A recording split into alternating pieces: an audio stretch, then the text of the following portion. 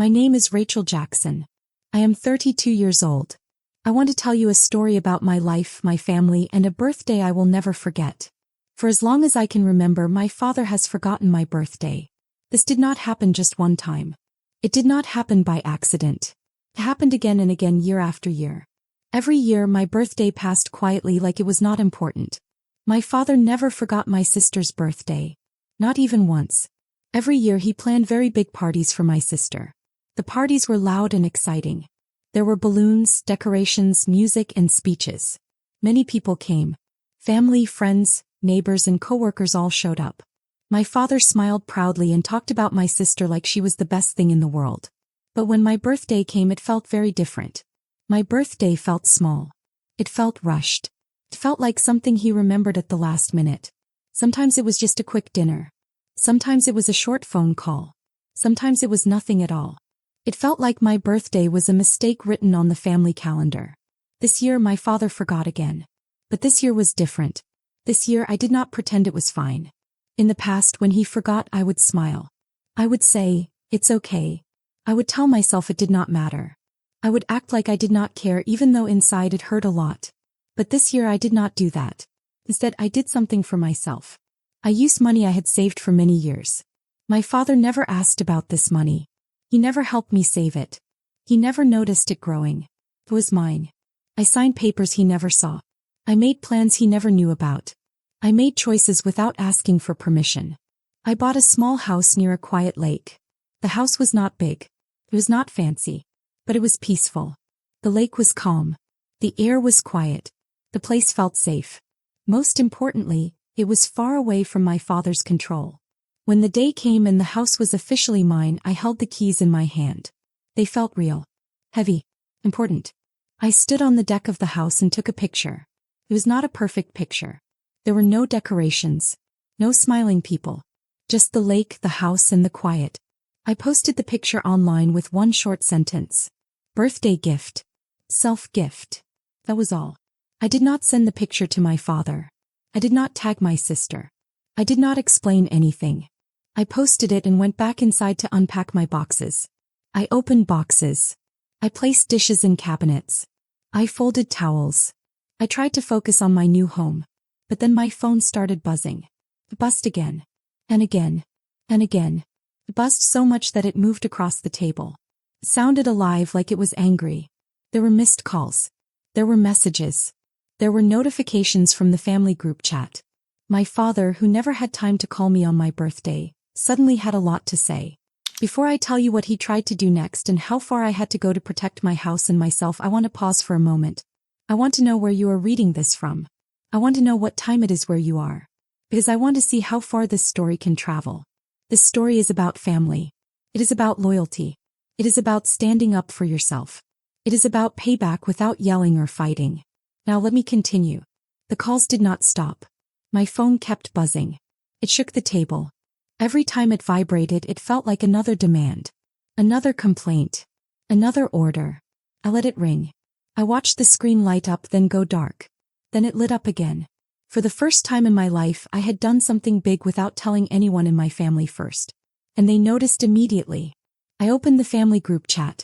There were many messages. So many that I had to scroll for a long time. Screenshots of my picture were shared again and again. People circled the picture. People pointed things out. People talked about it like it was proof of something bad. No one asked if I was okay. No one asked if I was happy. No one asked if I was safe. They asked why I did it. They asked how I paid for it. They asked what other people would think. My father's name appeared again and again. He said the post made him look bad. He said it made him look ungrateful. He said it made the family look divided. He talked about the invitations already printed for my sister's next big party. He talked about the guests he would have to face. He talked about the image of a perfect family that he had been showing the world for many years. He said my house was a crack in that image. My sister wrote messages too. She said she was concerned. She asked if I was going through something. She said big money choices should be talked about with the family. Her words did not feel kind. They felt annoyed. It felt like she was upset that I had taken attention away from her big moment. I read every message slowly. As I read, I felt something inside me change. For many years I would read messages like these and feel guilty. I would rush to explain myself. I would try to fix things. I would try to make everyone else comfortable. But this time I was standing in my own kitchen. This kitchen was inside a house I bought by myself. I looked around at the walls, the counters, the windows, the lake outside, and I realized something important. They were not worried about me. They were worried about losing control. When my father finally called me directly, I let it ring twice. Then I answered. He did not say, "Happy birthday." He did not say, "Are you okay?" He did not say, "Tell me about the house." He demanded answers. He asked why I bought a house without asking him. He asked why I posted it online. He asked why I did it right before my sister's celebration. I did not explain my savings. I did not talk about overtime. I did not list all the hard work I had done. I simply said, "The house is mine. The money is mine. The decision is already made." There was silence. My father was not used to silence. He was not used to decisions being made without him. Then he tried another way. He talked about family rules. He talked about expectations. He talked about how much effort he put into my sister's life. He said families should look united. He said people would talk. He said I was making things harder than needed. For a moment I almost fell back into my old habit. I almost apologized. I almost promised to visit soon. I almost offered to stay quiet about the house. But I stopped myself. I listened until he had nothing left to say. Then I told him I understood how he felt. And I told him I was not changing anything. My voice stayed calm. Not because I was peaceful, but because I finally knew who I was. I ended the call. I placed my phone down. My hands were not shaking. That surprised me. Their anger was loud. But I was stronger than I had ever been. When the noise faded, memories came back. I remembered birthdays from the past. The first time my father forgot my birthday, we were children. My sister had a huge party. Big cake. Many people. My birthday was a fast dinner between his work calls. He said he was busy. I said it was fine. When my sister graduated, he planned a full weekend. Beaches. Photos. Pride. When I graduated, he shook my hand in the hallway and left early. He said there was traffic. He talked about her achievements in public. He rarely mentioned mine. The worst part was not the gifts. It was how he decided who mattered. My sister's choices were treated like big investments. Mine were treated like hobbies. When she needed help, it was urgent. When I worked extra hours and saved, it was nice. As adults, it became public. He posted long messages about her success.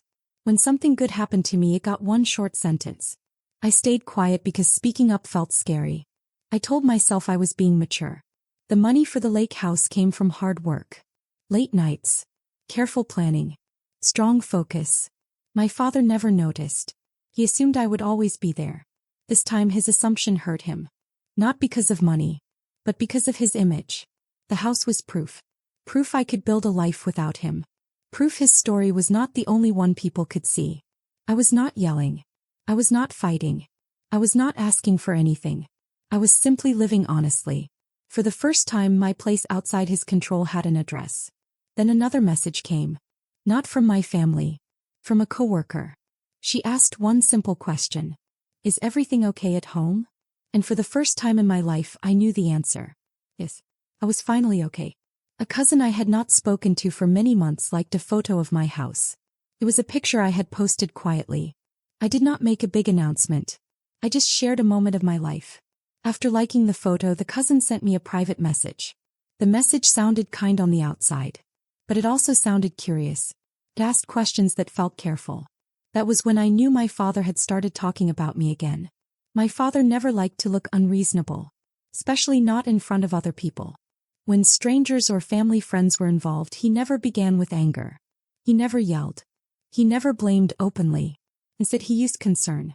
He talked slowly. He chose words that sounded calm. He sounded like a man who only wanted the best.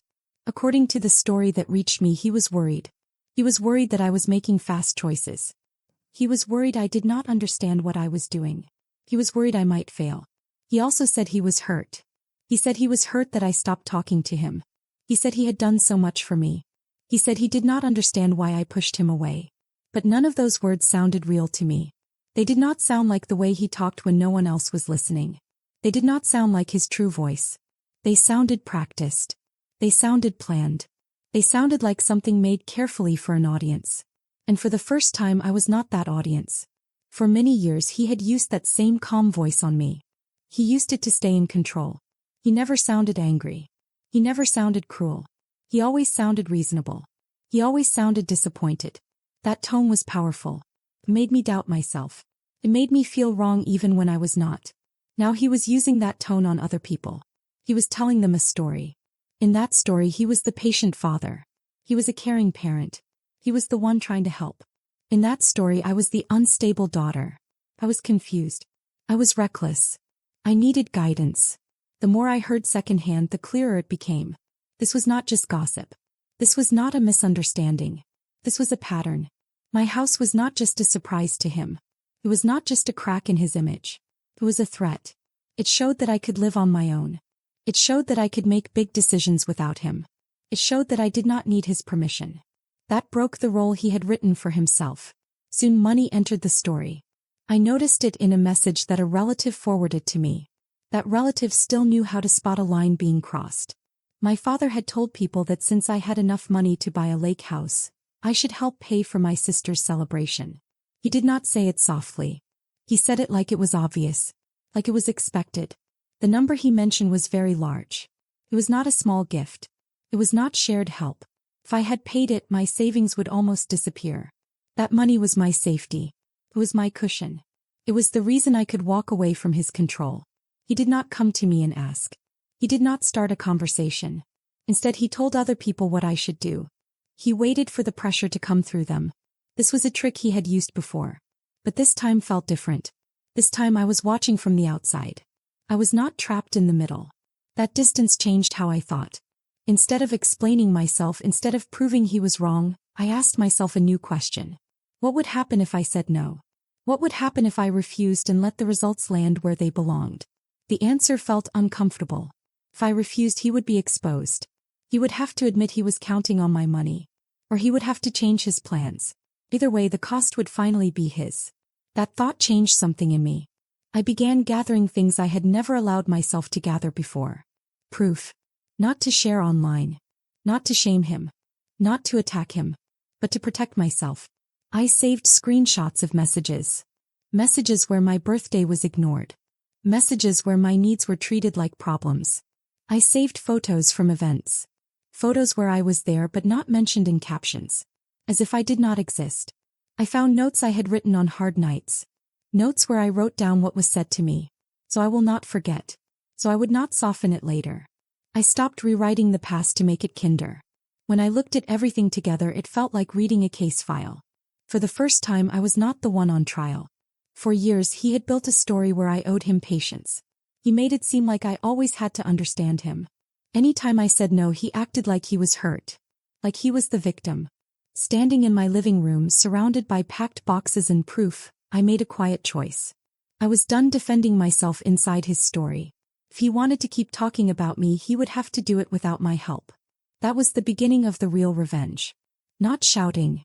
Not drama. Not confrontation. Just refusal. Soon I had the chance to act on that decision. A relative who usually stayed neutral emailed me. She had been invited to my sister's celebration. She wanted to know if I was coming. She said she had heard different stories. Her message was short, careful, respectful. That made it important. I did not send a long explanation. I did not defend myself. I answered with facts only. I wrote that my father did not call me on my birthday. I wrote that he spoke about my savings to others before asking me. I wrote that the lake house was bought with my own money. No insults. No emotional words. No instructions. I gave her facts and let her think. That response became my rule. When coworkers asked gentle questions, I did the same thing. When cousins reached out, I did the same thing. I stopped covering for him. I stopped filling the gaps in his story. When someone said he was worried about me, I replied with one clear truth. You can only control a story when other people help you explain it. The moment I stepped out of that role, the story began to crack. The cracks were quiet. A coworker chose not to attend the celebration. A relative said his talk about money did not match my behavior. He could not accuse everyone without revealing himself. The money pressure returned. This time it met reality. The place for the celebration needed a final payment. It was larger than he planned. Because he had counted on my money. When he tried to change things quietly, people noticed. Promises had been made.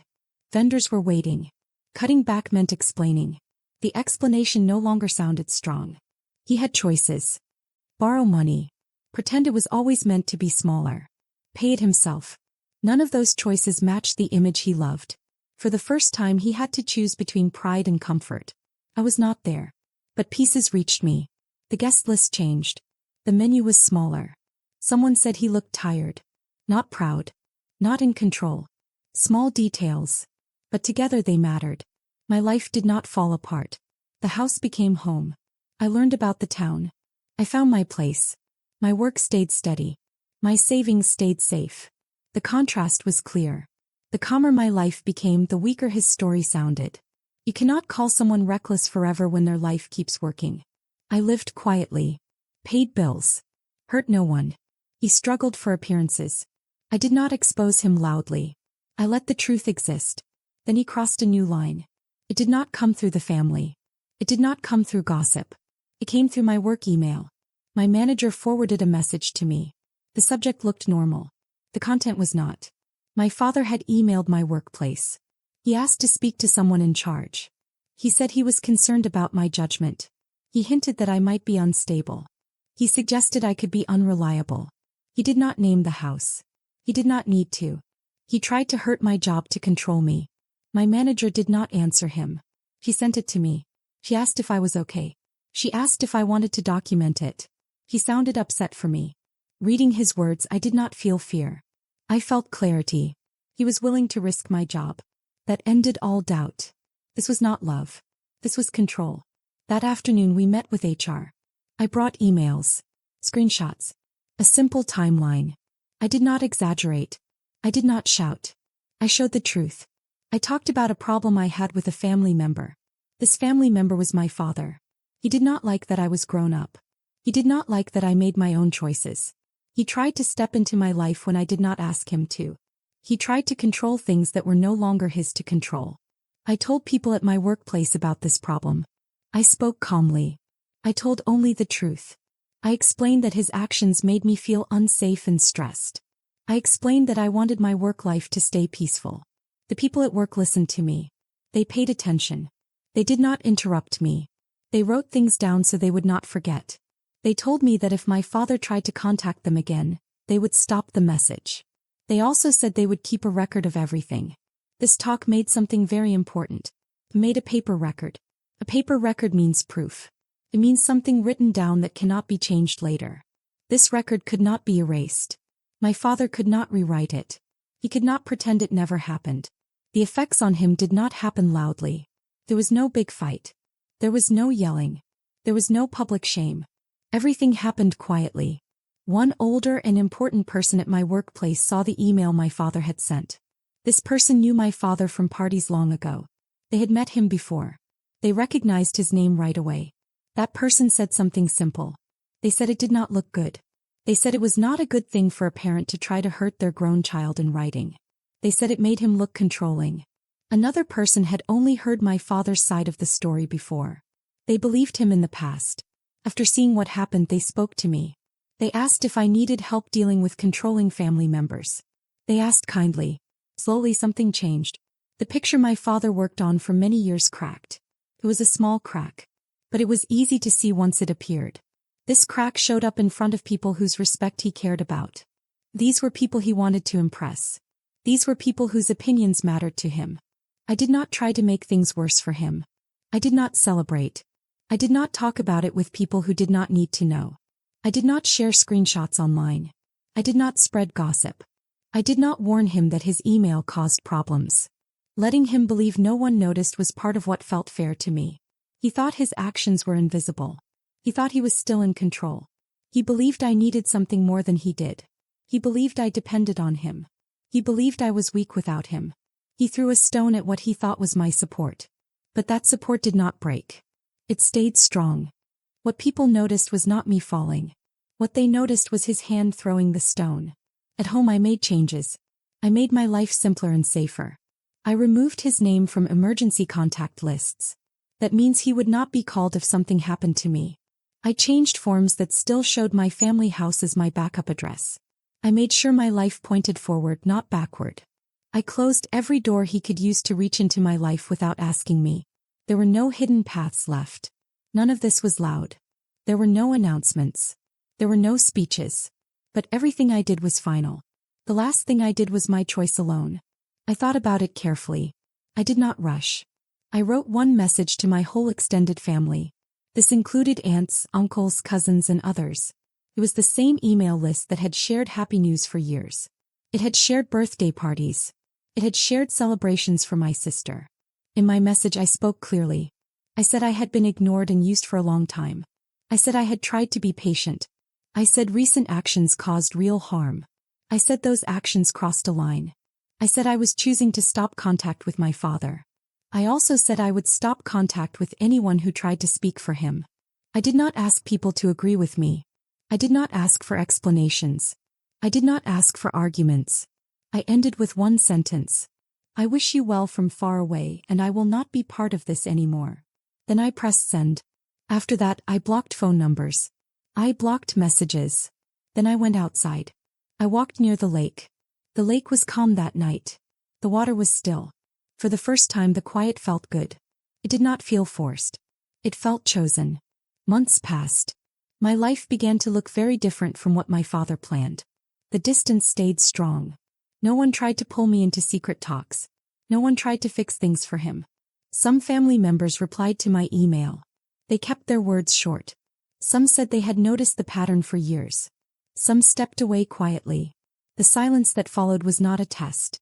It was not waiting for me to give up. It was acceptance. Small pieces of news reached me. A work contact said my father's email was known and looked bad. An old neighbor said his jokes were not funny anymore. No one fought with him. They just stopped believing him so easily. Inside the family, things shifted. My sister began to feel the pressure too. People asked questions now. They asked about me. They noticed gaps in his story. I did not rush to explain. When asked, I told the truth calmly. No insults. No drama. Just facts. I stopped protecting him. I stopped covering for him. My life became calm. Calm felt like freedom. I worked. I paid bills. I fixed small things. I made friends who knew me for who I was. They did not care about my father. Every calm month proved something. I was stable. I was capable. There were no more big moments. Control does not chase what it cannot command. He may still tell his story. I do not have to live in it. Sometimes protecting peace matters more than protecting comfort. You cannot make people see the truth. But you can stop hiding it. If this feels familiar to you, remember this. You are allowed to choose peace. You are allowed to step away. Sometimes the strongest thing you can do is live well and live free in a story that belongs to you.